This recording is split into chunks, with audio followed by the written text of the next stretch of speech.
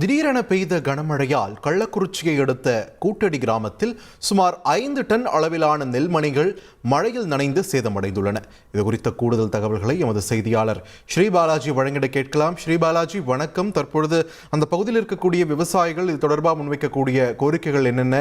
யாரேனும் அதிகாரிகள் வந்து பார்த்தாங்களா? என்ன நிலவரம் ஸ்ரீபாலாஜி?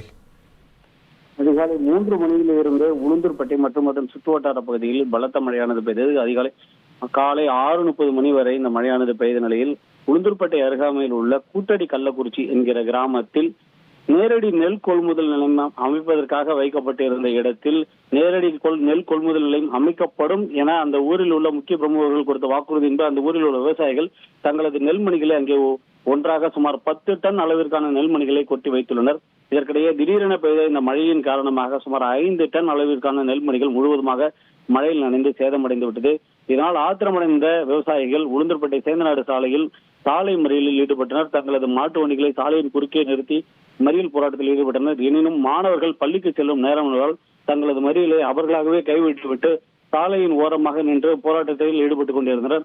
இது குறித்து தகவல் அறிந்து வந்த திருவண்ணாமலை போலீசார் தற்போது அவர்கள் பேச்சுவார்த்தையில் ஈடுபட்டனர். இந்த பேச்சுவார்த்தையின் போது அரசிடம் பேசி உரிய இழப்பீடு வாங்கி தருவதாக அவர்கள் உறுதியளித்ததின் பேரில் தற்போது விவசாயிகள் அமைதியாக கிளம்பி சென்றுள்ளனர். நன்றி பாலாஜி, உங்களுடைய விரிவான தகவல்களுக்கு.